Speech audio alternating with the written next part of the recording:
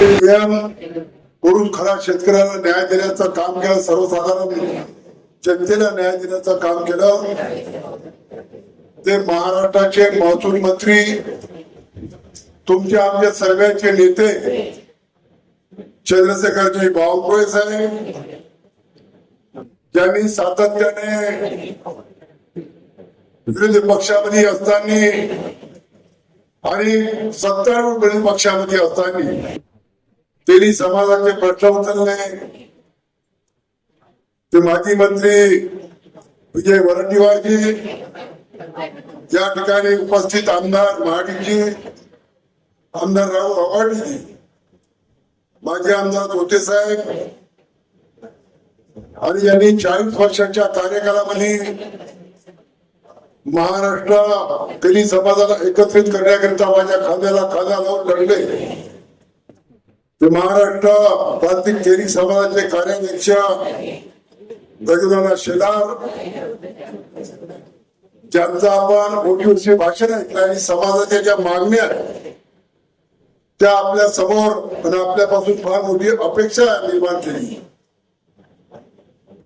ते महासचिव भूषणजी कर्डिले साहेब, ज्यांच्या परिश्रमातून हा मेळावा आपल्याला पाहायला मिळाला. तो महाराष्ट्र प्रांतिक तेली समाजाचे ज्येष्ठ उपाध्यक्ष संजय विभूतीजी, माझ्यासोबत 40 वर्षापासून आणि त्याच्या अगोदरपासून काम करणारे अशोक काका व्यवहारे, पोपटराव गोविजी आणि सर्व व्यासपीठावर असलेले मान्यवर मंडळी, बंधू आणि भगिनी, सर्वांनी आपले या ठिकाणी प्रश्न मांडले. साहेब, गेल्या 40 वर्षापासून आम्ही महाराष्ट्र प्रांतिक तेली समाजाचं काम करतो. आज आमच्यामध्ये वसंतरावजी कर्डिले नाही आहे, पण त्यांच्या लेखणीच्या माध्यमातून आम्हाला 40 वर्षाच्या अगोदर जे ऊर्जा मिळाली ते ऊर्जा आज आम्हाला कामाही आली. म्हणून महाराष्ट्र प्रांतिक तेली समाजाच्या माध्यमातून या समाजाला संघटित करण्याचं काम आम्ही या ठिकाणी करतो.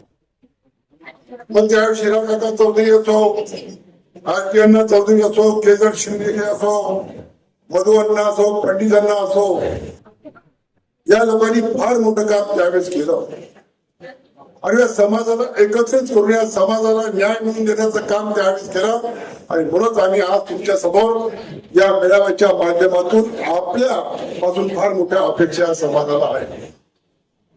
कारण कधी न एवढं आमच्या समाजाला एक मंत्रीपद मिळालं, या अगोदर मिळाले पण फार मोठं मंत्रीपद मिळालं नाही. कधी तर 2 महिन्यातच मंत्रीपद मिळालं आमच्या समाजाला. परंतु यावेळेस म्हणजे सेकंडचे म्हणजे मुख्यमंत्री झाल्यानंतर ज्यांचा आवाज महाराष्ट्राच्या विधानसभेमध्ये गमतो, ज्यांच्या माध्यमातून अनेक लोकांना न्याय मिळण्याचं काम या ठिकाणी झालं, त्या महाराष्ट्राचे महसूल मंत्री यांच्या माध्यमातून फार मोठी अपेक्षा. 40 वर्षाच्या कार्यकालामध्ये आम्ही संताजी जगनाडे महाराजांचं डाक तिकीट मिळवून घेतलं. संताजी जगनाडे महाराजांचा सरकारी स्तरावर जयंती साजरी करण्याचं काम आपल्याला मिळालं. सदोमरे येथे आपल्याला फार मोठा निधी मिळाला, महामंडळ मिळालं. फक्त आता आमची शेवटची इच्छा आहे ते म्हणजे जागेची, मुंबईमध्ये जागेची. कारण महाराष्ट्रातल्या कानाकोपऱ्यात गडचिरोली पासून तर कोकणापर्यंतचा आमच्या समाजाचा जो विद्यार्थी येतो ज्याला राहण्याची सोय मिळत नाही, त्या हॉस्टेलच्या माध्यमातून त्याची सोय झाली पाहिजे, त्याला न्याय मिळाला पाहिजे. या दृष्टीनं आम्हाला जागेची फार आवश्यकता आहे. ते तुम्ही करून राहिले. कारण आमच्या समाजाचे अनेक मंत्री झाले, पण मंत्र्यांना आम्हाला आश्वासन दिले, पण मात्र जागा कधी दिली नाही. परंतु आम्हाला आपल्यापासून फार मोठी अपेक्षा, त्यापेक्षा आपण पूर्ण करावी हीच आमची अपेक्षा. साहेब, सर्व समाजाला न्याय मिळाला पाहिजे, आरक्षण मिळालं पाहिजे. आम्ही त्यांच्या मताचे आहे. मराठा समाजाला सुद्धा आरक्षण मिळाले, कारण मराठा समाजामध्ये श्रीमंत झाले आणि गरीबच राहिले, त्याला सुद्धा न्याय मिळाले पाहिजे. ओबीसी समाजाला न्याय मिळाले पाहिजे.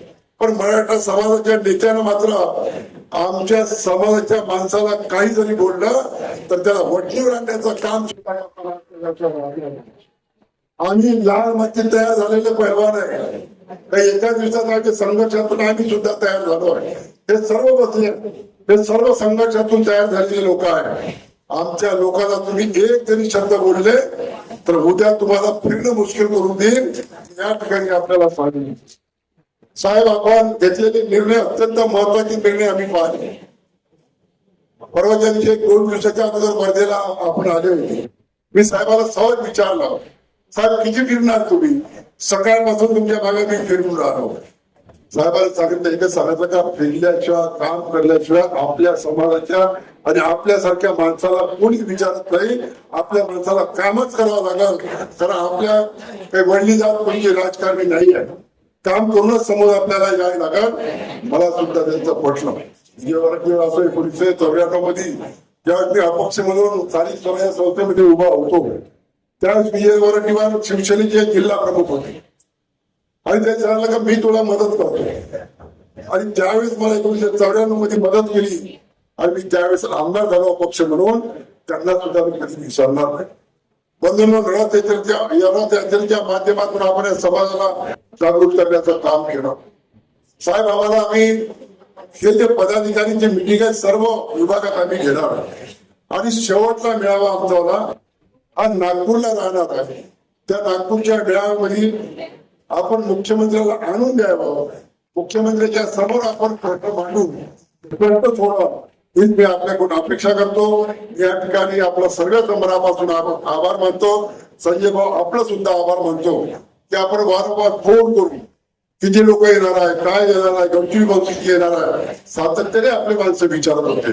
अत्यंत चांगलं नियोजन आपण या ठिकाणी केलं. त्याबद्दल तुमचं मनापासून या ठिकाणी आभार मानतो आणि माझ्या शब्दाला विराम देतो. जय हिंद, जय संताजी.